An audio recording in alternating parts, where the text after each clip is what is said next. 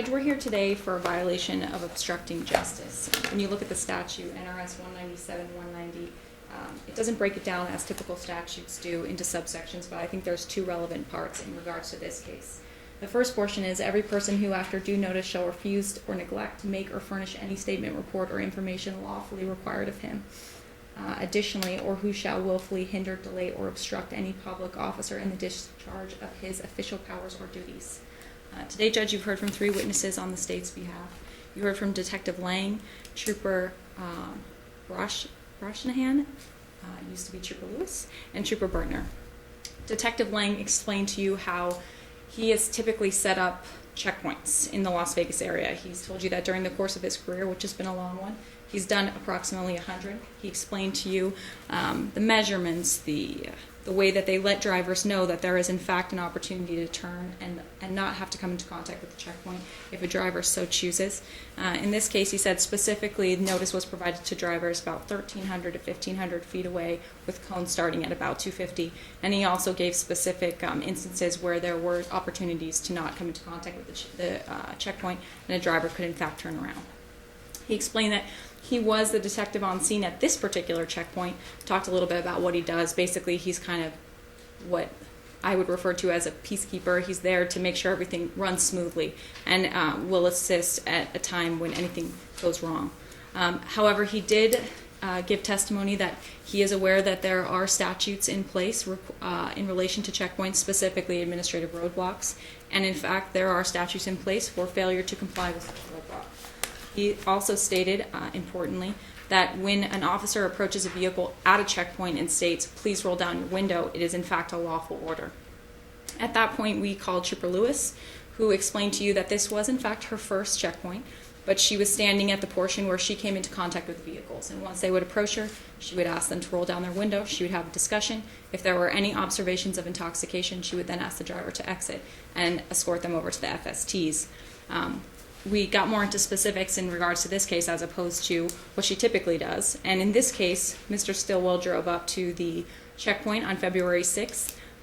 He only rolled down his window a little bit. She explained to him again, "Sir, you need to roll down your window." Again, Trooper Lewis stated that is an order and in fact also a direction at her command. The defendant would not do so. At that point, she went and contacted Trooper Bertner, and they both came back to the defendant's driver's side door. Trooper Lewis told you that at that point, Trooper Bertner somewhat took over. However, she was there to observe the watery eyes and the bloodshot eyes, and that the defendant exited and a handgun was seen on his waist.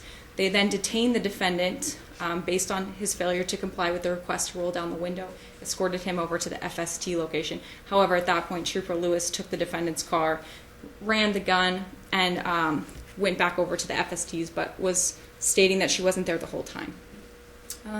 You then heard from Trooper Bertner, who told you in more specifics what occurred on this night.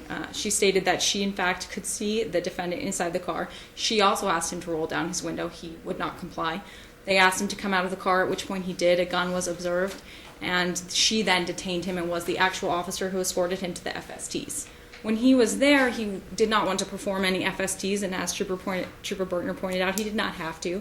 But in such cases where a person will not comply with FSTs, they then have to comply with a PBT.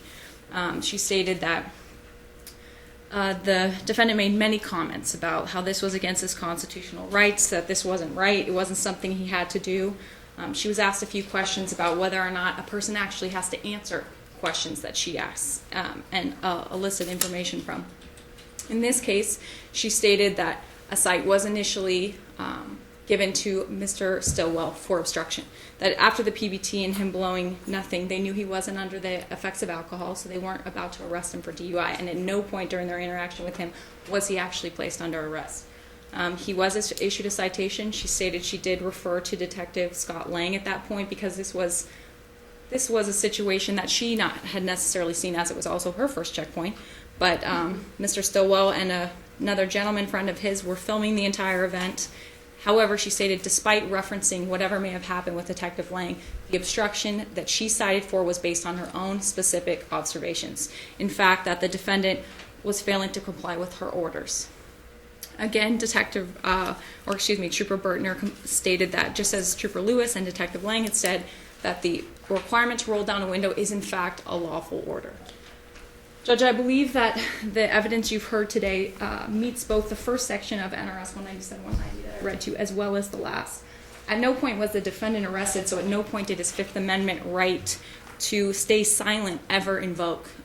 When an officer approaches a person, especially based on a checkpoint, which, as I stated previously, was established, was constitutional and within the requirements of the statute, they have a requirement to speak with the officer. In this case, that wasn't so much of the issue, as Mr. Stillwell did talk extensively with both the troopers. I believe that it's more of a willfully hindering and delaying and obstructing the public officers.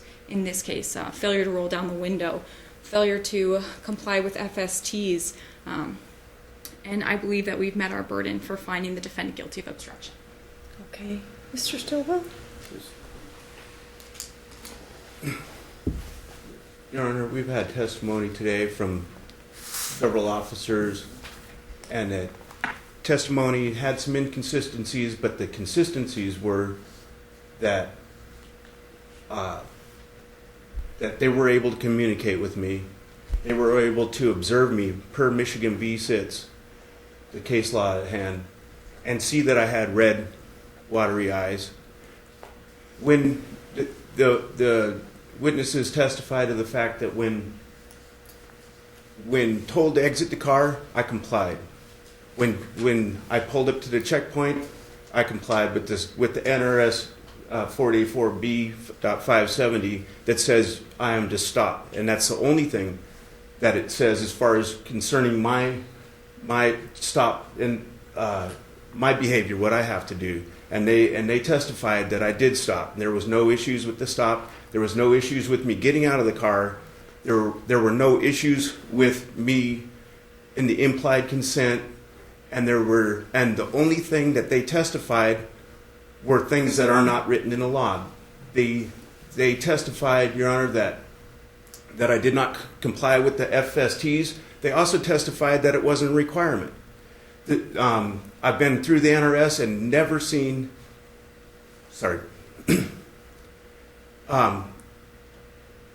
nobody was able to testify that to a NRS that says I have to roll a window down or how far it has to be down, and the case law that they were being trained on is the stop and observe, which they were able to do, and they testified to that. The officers cited me for the NRS 197.190, and that it states right in that NRS that that's only applicable if there's not another law being broken, and if it was illegal to break or not to roll down my window, then they could have cited me for that. They said that my demeanor was fine, and that stated that I was exercising my rights. And Your Honor, that's not a crime to exercise their rights. And I just have to say that throughout the whole thing, while I was possibly on the leading edge of things, there was never any intent to commit a crime, and I didn't hear any testimony of any crime being committed. And if there was a crime being committed, certainly no one could cite a source or cite a law that was violated. And as far as the city pulling up about the being able to turn around and all that, Your Honor, is exactly what makes it a consensual stop. And whether or not you're able to turn around doesn't take away the consensual stop. And that was a consensual stop, and I consented with everything that I knew required by law, and I never heard any testimony that anybody could bring up a law that I broke. Thank you, Your Honor. Okay. Any follow-up, City? Judge, yes, just a few things. Mr. Stillwell is correct. I don't know if there's a specific law that says you must roll down your window the whole way, but you do need to comply with lawful orders. That is the law. Again, that's NRS 484B.580, in regards to administrative roadblocks. It says specifically that a person cannot disobey the lawful orders or directions of a police officer at an administrative roadblock or a temporary roadblock. As I stated before, Judge, you heard from testimony from every one of the city's witnesses that rolling down a window is a lawful order. It is a requirement of the roadblock so that they can observe the signs of intoxication. They can't do that with the window rolled up because they need to smell someone's breath. They need to look closer because a lot of cars are tinted. They need to see eyes. They need to look in the car. As Detective Lang stated, maybe there's an open container. This is all part of what has already been determined lawful by the SITS case, as pointed out in our briefing.